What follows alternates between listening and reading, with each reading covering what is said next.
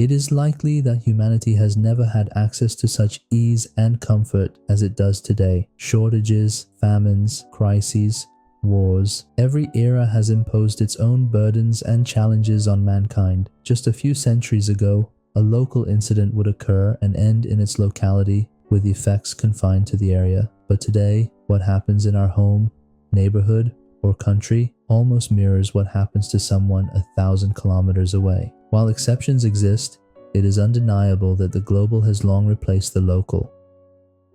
Over the past few centuries, globalization has brought not only abundance, prosperity, and convenience, but also significant disruptions. Modern times, shaped by policies, wealthy elites, celebrities, the food we eat, the books we read, and the media we consume, have left us perplexed.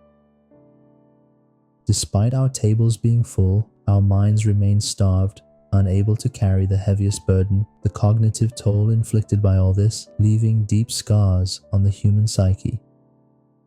The 21st century can be summarized in 3 words: home, work, and consumption. This journey, which began with the Industrial Revolution and capitalism and was accelerated by technological advances, peaked in the 21st century. It created a chaotic environment at an individual level. Let me elaborate on this chaos. Overcrowded spaces, mental fatigue, and stress, everything that is detrimental to human nature. In this context, the film Perfect Days serves as a poetic counterpoint to modern chaos. Through its protagonist Hirayama, we witness a life stripped of unnecessary complexity. His daily rituals, cleaning toilets, watering plants, and listening to music, are deliberate acts of mindfulness. These simple routines become a quiet form of rebellion against the overstimulated and hurried world around him, showcasing the healing power of intentional living. The hallmark of the modern individual trapped in this chaos is depression, accompanied by existential crises and a quest for meaning. To address the entrapment of the real world, numerous modern and popular life philosophies have emerged, all with a similar aim: to rescue individuals from this vortex, this chaos.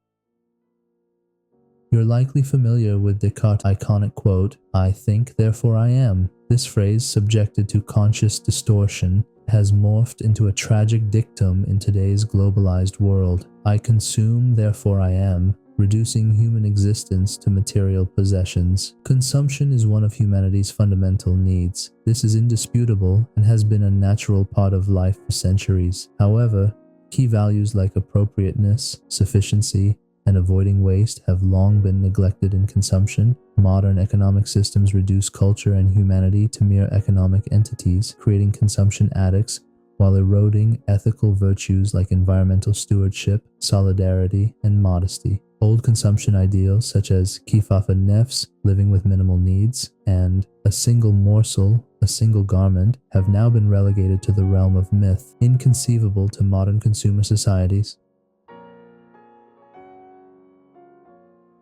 Research shows that, particularly in the last half-century, consumption has shifted from fulfilling needs to satisfying growing desires. These studies reveal that unnecessary consumption often stems from non-essential pleasures like gaining social status, drawing attention, and seeking novelty. Today, how we live is, so to speak, out of our hands. Both our needs and wants are dictated by the dominant global system. Things we don't need are marketed to us through advertisements, social media, films, and series as if they are indispensable. Hirayama's home in Perfect Days is a reflection of an alternative approach. With its bare essentials, a few books, plants, and functional furniture, his living space illustrates the beauty of sufficiency. Far from sterile, his home feels warm and purposeful, embodying the idea that less truly can be more. It is a visual testament to the freedom that comes from rejecting consumerist pressures. Behind the foggy windows of this system, we often feel overly aware. However, as Bill McKibben puts it, the idea that we know what we want is utterly false. From the moment we're born,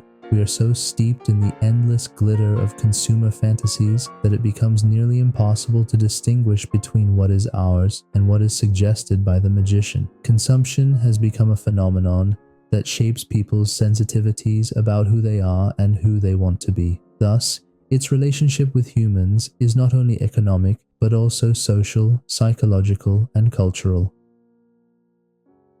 Recognizing the turmoil caused by a life centered on materialism and consumption, some individuals have taken a stance against it, giving rise to movements like voluntary simplicity, minimalism, and capitalism. The concept of voluntary simplicity was first introduced by American social philosopher Richard Gregg in 1936, who defined it as eliminating meaningless material clutter from one's life, while embracing an honest, simple, and sincere philosophy of living. At its core, voluntary simplicity advocates a lifestyle that is outwardly simple and basic, yet inwardly profound and rich. Core principles include sufficiency in consumption, environmental sensitivity, and prioritizing human values. While minimalism is often associated with the arts, it shares similar goals in essence. The term, first used by Richard Wollheim, is defined as art with content reduced to the minimum. It also represents a philosophy opposing excessive consumption, embraced by individuals who prioritize spiritual enrichment over material possessions. Capitalism can be described as another iteration of voluntary simplicity. It serves as an alternative to capitalism, advocating for contentment with less and encouraging a simple lifestyle. Its vision includes understanding what truly makes people happy, removing the harmful aspects of economic systems, and incorporating spiritual values. The common focus of all these ideologies is humanity. They aim to balance the relationship between humans and material possessions, minimizing the role of materialism to achieve peace through a simplified lifestyle. Hirayama's journey is a quiet rebellion against this imbalance. Through his connection with nature and the people around him, the film reminds us that the pursuit of a simple life is also a pursuit of harmony with ourselves, our surroundings, and the larger world.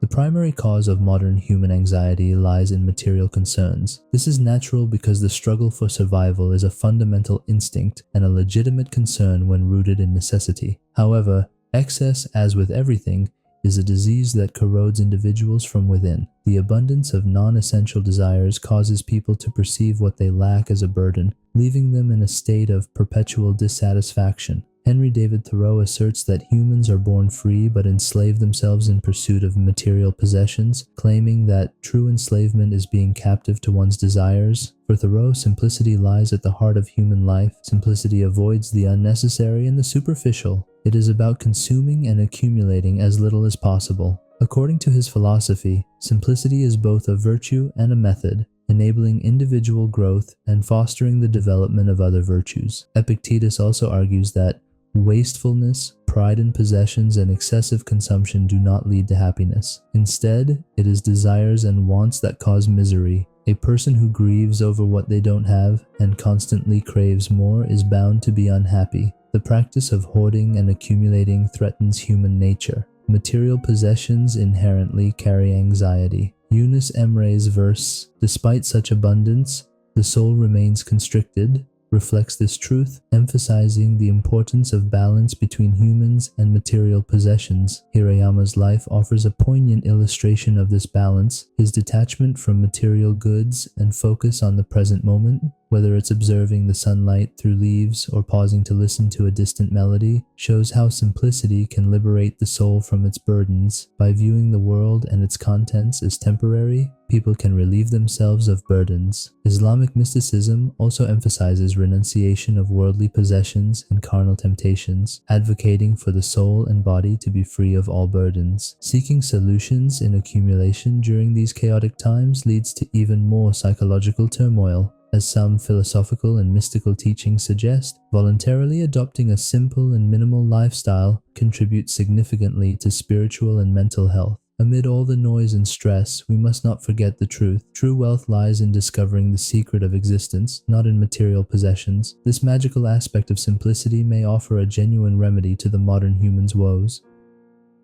Here I must address how the dominant culture quietly blinds us. Consider an empty room. Is this room simple, or is it merely empty? How we perceive it, or rather, the judgment we form about it, provides a small clue about how our relationships with objects, people, and the broader world are shaped in daily life. Everything around us, all that happens in the world, unfolds in our minds to some extent. Our perceptions are shaped by our perspectives and inner worlds, molded by the information we accumulate subconsciously, and the emotions we have gathered throughout life. The mind, filled with collected knowledge, and the heart, enriched with emotions, both are judges. Though they may sometimes conflict, they form the essence of our identity. In the past, architecture and interior design often celebrated ornate and gilded aesthetics, elegant furniture crafted with fine woodwork, luxurious living room sets, tables, chairs. These were the norm. Those who grew up in the 1980s or 1990s may recall that many homes had a room reserved exclusively for guests, often filled with cabinets displaying china and cutlery only used on special occasions. These spaces were adorned with furniture fit for royalty. Of course, I am saying this as a Turk.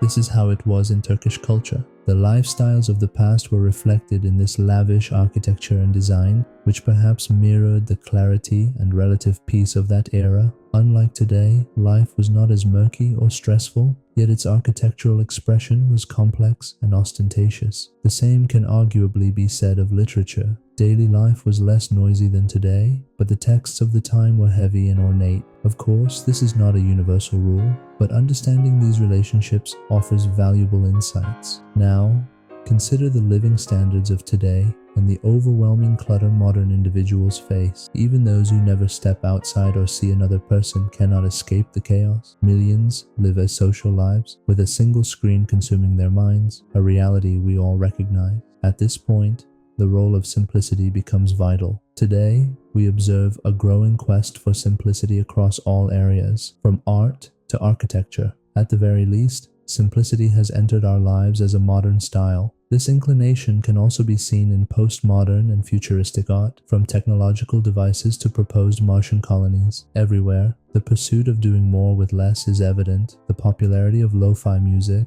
soft and serene tunes, and nature soundscapes demonstrates the modern individual's need for escape from a stressful life. Unconsciously, our brains seem to seek balance. They want harmony in the objects we see, the sounds we hear, and everything around us, filtering out excess. The desire to embrace these symbolic tones of simplicity is, at its core, an effort to alleviate the stress we endure today. In general, it can be said that the minimalist philosophy's goal of reducing stress has achieved some success in society. However, there is a critical issue here: pharmakon. This ancient Greek word means both cure and poison. In trying to reduce or eliminate the chaotic burdens of modern times through simplicity and minimalism, we may unwittingly become ensnared by sinister motives. Minimalism focuses on people as much as objects. Reducing material possessions is one of its goals. However, today, even minimalism has become commodified. Recall art galleries adorned with simplistic paintings, or the infamous banana duct tape to a wall, a hallmark of postmodern art. Consider minimalist furniture,